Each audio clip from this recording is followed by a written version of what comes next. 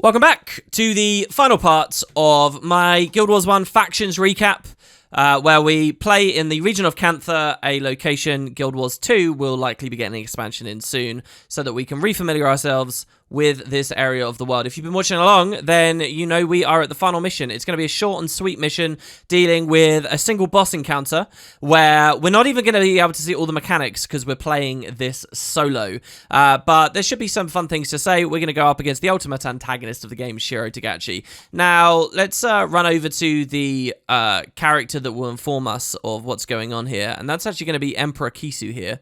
And wow, the game is very laggy and buggy there as I moved over. He says, Togo was selfless with his life. Shiro harnessed Togo's honor and used him to complete the ritual. His loss is a huge blow to all of Tyria, but we must not let grief stop us now. Failure here means that all of Cantha is lost. Go now and defeat Shiro once and for all. So our main mentor, one of the main characters of the whole campaign, Master Togo, is dead by the end of it. And there is no headmaster at the monastery. That's a story that they kind of recap later with the Winds of Change storyline. Winds of Change in a lot of ways leads into Guild Wars 2 much more prominently because it was made to do that exactly. So maybe we can do some coverage on that at a later date, and that will talk more about the fate of the monastery. But anyway, recap Shiro's misdeeds for me. Togo has been slain. The spilling of his blood completed Shiro's ritual, and he is now mortal. I am safe thanks to you, but my half-brother is lost. So what's happening in the Imperial Sanctum? Now that Shiro is mortal, you must defeat him before he is able to wreak havoc upon all of Cantha. Kunavang will provide some assistance, and Menlo shall join you to avenge Togo's death. I am powerless against Shiro, so you must fight without my help. So yeah, it's kind of Togo and Menlo as dual characters in this story. And Menlo will survive and go on. He goes off to adventure in Nightfall and Eye of the North and so on. But this is his last hurrah, really. In the spotlight, I should say. Yeah, give me some advice about Shiro, which I can talk to you guys about. And, well, we don't even need to replay the mission cinematic for once. We've already seen the mission cinematic. Pretty sure, anyway. Because it chained right out of the previous mission. Which is actually kind of interesting. Guild Wars Prophecies did that a lot. You would have one mission that leads instantly into the other. Factions only did it at the very end, and even at that, it's because really the final mission this here, the Imperial Sanctum, is more of a tack on. Only the Emperor, his family, and his most trusted guards can access the innermost chambers of the palace. To date, no one has ever managed to breach the walls to the Sanctum, or at least live to tell about it. That'd be a fun Guild Wars 2 story as well, wouldn't it? That we actually have to break in here. We're not allowed in, but we actually have to break in because there's no crisis at play or whatnot. So, yeah, let's run on in. Now, just to be clear, I did have a special idea for this episode. I was going to draft a team to fight the final boss, but it would be very, very, very difficult and not really in the spirit of the game, I've now realized, because it would be, I mean, we would be able to make select choices, but without a larger body of characters to play with, I guess I won't. I did kind of want to come back to this for the last episode, but it's such a specific thing, this boss fight. I think our last opportunity really was Raisu Palace, and that's left us by. I will show you more of this board, and we will be talking about more of this going forward for those who are interested in playing. But for now, let's just stick it within game. What I will do, though, is I will try to beat him on hard mode. I'll show you a hard mode mission. Now, I'm going to have to change my build a little bit here, and I figured I'd do it on screen. First, we don't want to disease Shiro, because in this final mission, he is human once again. If we disease him, that disease will spread back to my own team, and it will kind of mess us up. So I don't want that. What I could do is, instead, swap out of Illusion Magic, pick up Domination, drop the Inspiration here a little bit, change my armor to be back into, say, my Mosing set, which is like my classic set, the set I like the most. Set my weapons to my 2020 Domination set instead of 2020 Illusion. And what we're going to do is we're going to try to punish Shiro for his rapid strikes. So there are many ways to do that, particularly over Necromancer and over Mesmer. I'm obviously a Mesmer, so I do have some opportunities available to me. I'm going to come up. I'm going to hit Empathy, which will be a very strong skill that just means whenever he attacks, he gets damage splashed back onto him. I can also run Wastrel's Worry, which is a hex that will run out on him very quickly, so I can just kind of spam a lot of damage out there. I do need an elite skill. I'm not sure what I'd really go for. Ineptitude is probably really good. Oh, wait. Ineptitude is an illusion. How have I got this filtered? Oh, I've got it filtered to hexes, not just attribute. I thought I thought that was weird. So what we could also do is go Necromancer secondary, pick up the Curses line, and take, say, Spiteful Spirit, which is kind of like an elite version of Empathy, somewhat. There's another really good skill here as well on Necro, Spoil Victor, but I think it might be Soul Reaping. It's an elite. And it's extremely good in this mission. I doubt we'll need to go that far. Kind of want to spam weakness out on him as well, for what it's worth, so I'll probably take the Signet of Wariness, just to help people keep that going. We can take another Signet. Energy Management won't necessarily be too much of a problem with that. And then we could just go PvE skills. I'll take a Celestial skill. I'll run by Ural's Hammer again, just in case we're going to wipe against the boss, which is very likely. So that's 2 slots. And then the final slot, we could maybe run Pain Inverter. Excellent. So Pain Inverter will also be very good against Shiro and splash his damage back onto him. The only thing here is I don't have too much energy, but we do have a Blood is Power Necro, so we should be okay. And I'm not going to do any post-commentary for the actual mission here. We'll do it all live. We'll just see how it goes. And if the strategy guide has anything interesting to say, we can find a way to edit it in. So once again, just like at the start of the last mission, Kunavang is available to speak to and will offer a Celestial skill. So I'm going to take it this time. I didn't last time. We'll put it in this slot. We get Celestial Haste. For 15 seconds, your entire party has 50% fast casting and all skills recharge 25% faster. So we can spam hard. That can kind of mess up energy in a lot of ways, but it's going to be all right. And we have a few mechanisms to refresh that in the boss fight. So here's the cool strategy guide trivia for this one. It says not only Kunavang was giving skills originally, but so too was soon the Oracle of the Mists, who, of course, in-game we haven't seen for ages. There's not been hide nor hair of him or any dialogue about him whatsoever. But supposedly, original idea was Soon was giving you these skills. And hey, guys, that might explain why they're Celestial skills. Why is Kunavang giving us Celestial skills? Well, because originally, it was Soon the Oracle of the Mist that was going to give these to us. Now, I mentioned at the start of this video that, oh, by the way, we do not have audio on. That's very good for the final episode, isn't it? There we go. I did mention earlier that there's some mechanics that we are going to miss. As I am the only human, this won't happen. But if there were multiple humans, what Shiro would actually do is banish us to these outlying Mist Realm islands that we have to then solo try and fight our way back from, or other players in the center of the arena can defeat spirits to drag us back. It's kind of a cool interaction that ArenaNet looked at in Guild Wars 2 already a lot with the Revenant. A lot of what Shiro does in this fight in the name of his skills actually appear on the Revenant in Guild Wars 2. Funnily enough, there's a skill that's mentioned in the strategy guide that they never implemented in the end. It was like a skill that forced you to attack Shiro. And if you didn't, you lost half your health. Really deadly. And it's there in the strategy guide. It was there pre-release, but by the time the game came out, they never did it. So, kind of funny, and one of the nice little things to read. So, let's just run on up and see what we've got. And the fact we're in hard mode means he attacks faster, which is actually good, because it means Spiteful Spirit, and it means a lot of what I'm doing, Pain Inverter and so on, will actually hit harder than it otherwise would. And I'm just going to try and keep these on as much as possible. And refresh them every now and then. So here he's in Meditation of the Reaper. That means that he's absorbing all damage. And you want to DPS through it really fast. If you don't, he kind of splashes a lot of damage back at you. He's generally safe to fight until he gets below half, when he starts using a new skill. And that really messes people up. It's massive AoE, very dangerous, which is where I want Pain Inverter to basically one-shot him if I can. I've got Byral's Hammer ready, if I need it. Here you go, impossible odds. Let's see, can I keep these guys? So we're losing energy here. I prioritized Empathy instead of Pain Inverter for a second there. Yeah, you see all the Pain Inverter damage that I did there? Yeah, that's what we're aiming for. And we want to basically wear him down before he wears us down. That was pretty nice there as well. Try and keep weakness on him. We've got another death. I could res this guy. Byral's Hammer is only 5 energy, by the way. And it brings people back at 100% health and 100% energy. Very strong. So here he's using Meditation of the Reaper again, and we just want to do as much damage as possible. When it ends, he's just done impossible odds, so I put Pain Inverter up. Get my elite on there as well. Spiteful Spirit's quite an expensive elite. It's more about the AoE on Spiteful Spirit than anything else, so it's not great here. Again, I would rather use Spoil Victor, but... oh, he just slaughtered me. No! And we wiped!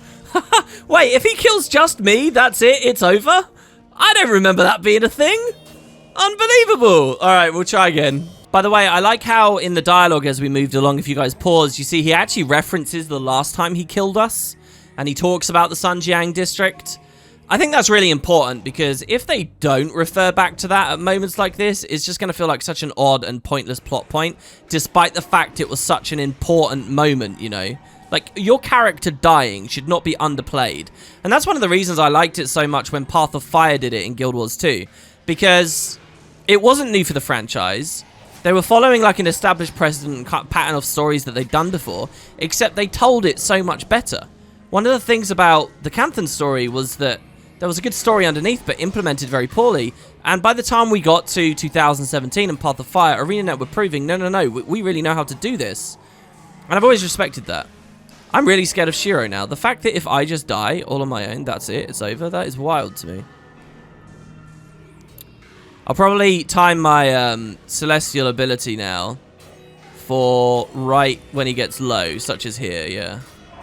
There we go, that's a lot of damage there. Okay, we're getting a couple of kills. I need to be careful. If he comes near me, I'm gonna back up. And if everyone else is dead first, that's fine. I'll just buy Urul's hammer at that point. I might not even Spiteful Spirit much, you know. Oh, look at that. That's pretty good. Because each of those packets is 80 damage. That's no small amount. Try and keep some weakness up again. Not even sure how great weakness is against him. I have to assume it's very good. So Medication of the Reaper is kind of the opposite. Now I do 0 damage because I only hit him when he hits me. So I've got to, like, pressure him in a different way at that point. Let's just stay back. He also sheds his hexes very, very fast. So I want to keep the hexes up, but probably not use the elite too much. I'm actually getting a sense of the build here, and it feels like maybe it's better to keep spending my energy on these two rather than the others. I'm really glad I added both of these signets so that I've actually got something to do. So if we end up with 3 deaths at once, what I'll probably do at that point is that's when I'll buy Urul's hammer. The damage buff we get from it probably won't be, you know, that substantive. Oh, if only I had Pain Inverter up at that moment. Ah, he's going down. This is it. We don't even have to buy Urul's hammer. I did it there at the end. There we go. We got one guy up. And that's Shiro dead. And that is the end of the game. Enjoy this final cutscene where soon the Oracle of the Mists makes a reappearance. And this time, he won't make Shiro an envoy. They actually play a really cool animation here that doesn't get properly explained anywhere ever. Here he is, coming in with his adepts. After how long with not a single line of dialogue referencing him. But if you watch really closely, you could have assumed he would reappear at the end. I mean, this is his fault, really. Making Shiro an envoy, this is his mess that we're cleaning up. Or maybe not his directly, maybe some other oracle from above. But there, it's quite a nice touch to actually turn him to Jade, it seems. And when we go there in Guild Wars 2, we might actually find this statue somewhere. His spirit does actually go to the afterlife now, and we learn a little bit more about that 6 months from now in the Nightfall campaign. I demand that you release me. You are no longer an envoy. You cannot demand anything from us. Of course I am. You have no power over me. You are wrong, Shiro. Denial and disorientation are common among the newly dead. No, this cannot be! You are merely a new spirit, lost between the realm of the mortal and the underworld. You are our charge now. We have reserved a special place in the underworld for you. A place you will never escape from.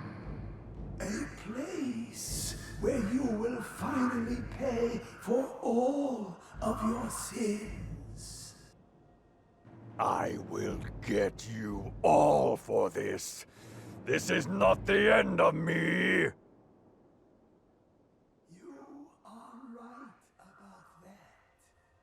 This is not your end. But you will wish it was. We thank you for your help in capturing Shiro. We will be watching over you, waiting for the day when you will join us in the afterlife. Until then, live a long and fruitful life. Wait, what are you going to do to Shiro? Let us worry about Shiro.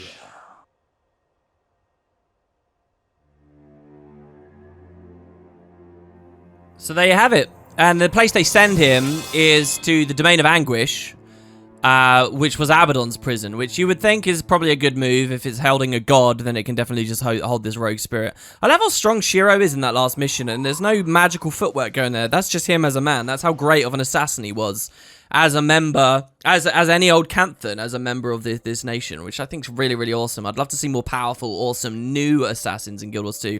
Also, the emissaries themselves.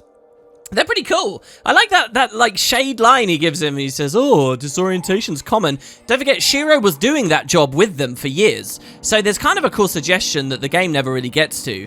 But that those were maybe not friends, but acquaintances at least, that they knew what the job entailed, and they were amongst one another for however long. Don't forget that just as Shiro was a bastard and became an envoy, all the other envoys were probably bastards in life too, and that's why they're so capricious and cruel and nasty at the end there. So one thing I think is really interesting is 250 years from now, is there any reason why the envoys wouldn't still be active and doing things? Well, no, actually. What would the envoys make of all the crazy, dimension-disturbing nonsense that's been happening in current Guild Wars 2 story? What would they make of that? Do they have any comment at all? As for the fate of the Guild Wars 1 hero, 250 years ago, you know, eventually did die. Did we meet with the envoys and they finally, you know, took us away, as they should have at the Sungjiang district so many years before? It's a fun thought, isn't it? And it's a shame that in Nightfall, when we actually go to the Mists, when we go to Abaddon's domain in Nightfall at the end, that the emissaries never really had a role to play there. They have such unique names and visual designs and so on. But hey. So they have it. Kunavang survives. Shiro will trouble us no longer. The envoys have taken him to a special place in the underworld where he will pay for all his crimes for all eternity. Now, here's the funny thing. I can't remember. I don't know whether Kunavang has a role to play in the Winds of Change factions expansion that was about bridging the gap between Guild Wars 2. And if she did, I think it would have been something really minor. Maybe we will have to get to that. But there is every chance that she'll have not just a role to play, but a big role to play. I'd love to see some comparisons between her and Glint, as they both filled very similar roles in their respective stories, even though they're obviously different species of dragon from different areas of the world. Then there's nothing to suggest they would have communicated at any point. But I think would be quite cool.